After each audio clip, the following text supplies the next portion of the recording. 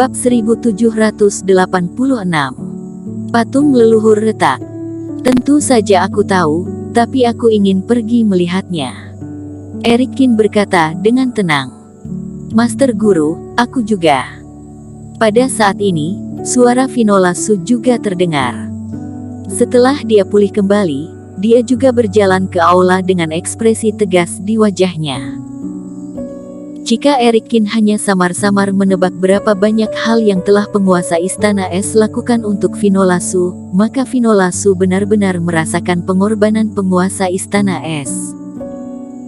Karena sudah berencana untuk menemukan jalan kembali dengan Erikin, maka sebelum pergi, Finola Su tidak mau menikmati sumber daya yang melimpah di sini, kemudian berutang pada Istana Es dan pergi seperti ini. Ekspresi beberapa tetua semuanya bersemangat. Awalnya, jika keluarga Si mundur, Istana Es Arktik akan mengalami kesulitan, tetapi jika Erikin dan Finola Su bergabung, maka itu akan sedikit mengimbangi kekuatan mereka. Masalah ini masih ada waktu 10 hari lagi, tidak perlu begitu cepat membuat keputusan, kalian harus kembali untuk merawat tubuh lebih dulu, tunggu besok baru beritahu aku jawabannya. Melihat tatapan tajam beberapa tetua, penguasa Istana Es masih menggelengkan kepalanya, kemudian dengan lambaian tangannya, 2 slip giok jatuh ke tangan Erikin dan Finola Su. Kalian harus memahami situasi di wilayah rahasia, dan mempertimbangkannya dengan cermat.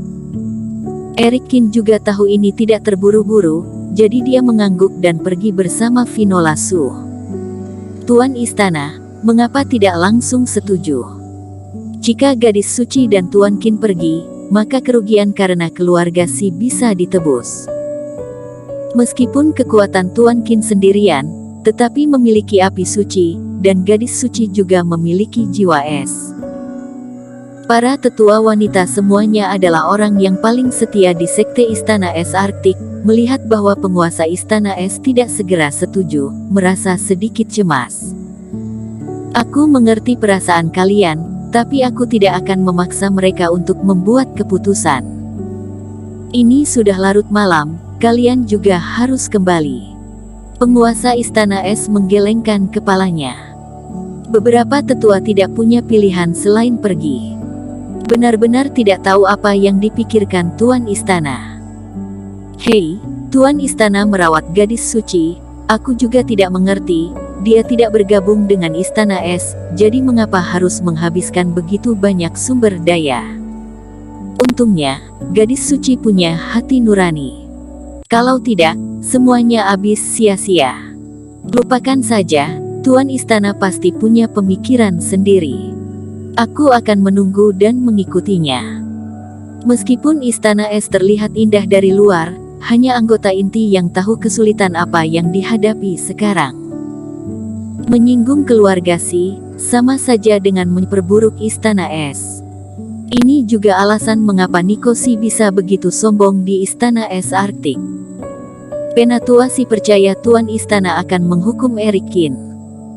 Sekarang bantuan keluarga Si benar-benar hilang, Erikin akhirnya bersedia membantu, tetapi Tuan Istana dengan tenang memberitahunya tentang bahaya masalah wilayah kutub. Jika Erikin berdua akhirnya mundur, maka benar-benar tidak tahu bagaimana Istana Es menghadapi masa depan. Setelah semua orang di aula pergi, penguasa Istana Es terbang ke aula utama, melewati banyak istana di pegunungan yang tertutup salju, dan datang ke bagian belakang sendirian, sebuah area pemujaan. Bentuk istananya sederhana dan khusyuk, cahaya panjang di dalamnya tidak pernah padam. Kedua tetua berambut putih dengan hormat membungkukkan tangan, dan setelah penguasa Istana Es membalas hormat, langsung berjalan ke dalamnya. Di istana besar ini, ada gapura spiritual Tuan Istana sebelumnya dari Istana Es dan beberapa murid tetua yang telah berkontribusi. Sesampainya di depan gapura spiritual, penguasa Istana Es diam-diam menyalakan 3 batang dupa dan menatap potret di depannya. Saat mendengar Erikin dan Finola Su bersedia mengambil tindakan, dia secara alami berharap mereka berdua bisa bergabung, tetapi dia tidak bisa mengatakannya. Master Guru, sebelum meninggal, kamu mengatakan Istana Es akan menurun dari hari ke hari dan menghadapi banyak krisis internal dan eksternal, dan tidak ada titik balik. Penguasa Istana Es menatap potret itu. Dia lahir di keluarga fana. Karena dia seorang perempuan, dia ditinggalkan oleh keluarga saat masih bayi dan dibuang ke perbukitan liar Gunung Tandus, hidup dan mati sendiri. Untungnya, Master Guru lewat, menyelamatkan hidupnya dan mengajarkan teknik kultivasi, langkah demi langkah hingga hari ini. Penguasa Istana Es dengan sukarela menjadi murid partai bagian dalam dan tidak menikah seumur hidup, bukan karena membenci kultivasi laki-laki, atau telah disakiti, tetapi karena komitmennya kepada Master Guru. Sebelum Master Guru meninggal, mengatakan banyak hal, beberapa di antaranya diucapkan oleh orang-orang kuat rahasia langit yang diundang. Termasuk diri sendiri yang menguasai Istana Es, termasuk krisis sekte, banyak yang sudah terpenuhi. Penguasa Istana Es masih ingat, Master Gurunya pernah berkata, di masa depan, kita harus memperlakukan kultivator wanita yang memiliki tubuh jiwa es dengan baik, tidak memaksa pihak lain untuk melakukan apapun, dan merawat mereka seperti seorang murid, tidak peduli apapun itu. Asalkan dirinya tetap melakukan ini, Istana Es akan memiliki titik balik. Wilayah rahasia di kutub akan segera dibuka. Penguasa Istana Es juga khawatir, tapi dia tetap mengikuti instruksi Master Guru untuk tidak memutuskan segalanya untuk Vinolasu, menyerahkan semua keputusan lawan pada dirinya. Master Guru, menurutmu, aku telah melakukan ini, kultivator wanita yang memiliki tubuh jiwa es akan membawa penyelamat, apakah orang ini adalah Erik Kin? Mata penguasa Istana Es penuh kebingungan. Wilayah rahasia kutub bukanlah tempat yang dapat mengubah situasi dan mencapai kesuksesan hanya dengan mengandalkan kekuatan pribadi. Belum lagi apakah Erik Kin dan Vinolasu akhirnya akan setuju, meskipun mereka benar-benar memutuskan untuk berpartisipasi. Erik Kin sendirian, benar-benar yang disebut penyelamat bisa membuat Istana Es keluar dari masalah. Malam itu, penguasa Istana Es tinggal di tempat pemujaan leluhur, menemaninya diam-diam. Pada malam yang sama, banyak orang di keluarga Qin yang berjarak ribuan mil jauhnya, mengalami kesulitan tidur dan makan, dan cemas. Di tanah leluhur keluarga Qin, sebuah peristiwa yang menghancurkan bumi terjadi.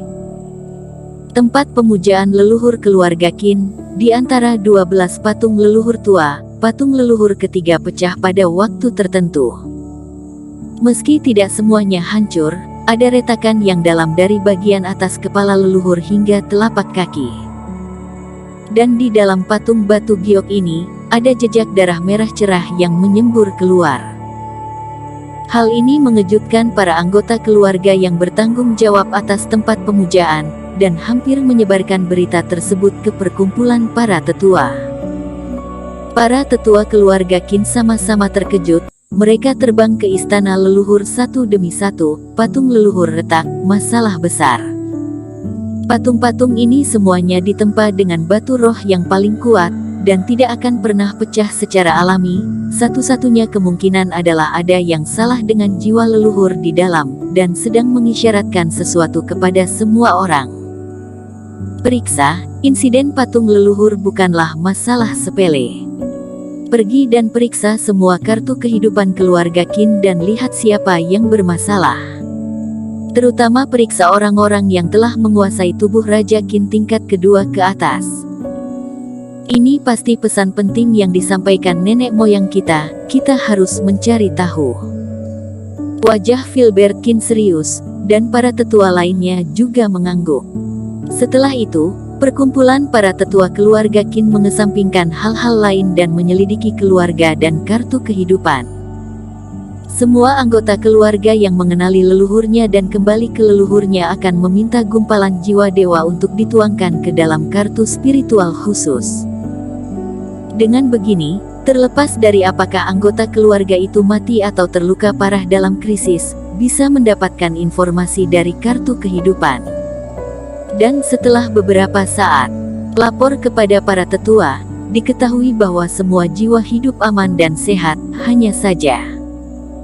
Berbicara sampai di sini, ekspresi pengurus tampak aneh.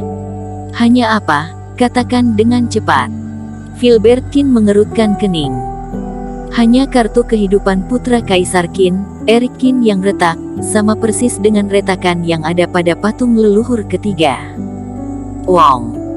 Begitu pengurus mengatakan ini, kepala Dennis Qin tiba-tiba berdengung, dan situasi sekitar juga sunyi. Tidak ada yang mengira bahwa Eric Qin yang sedang bermasalah. Bersambung.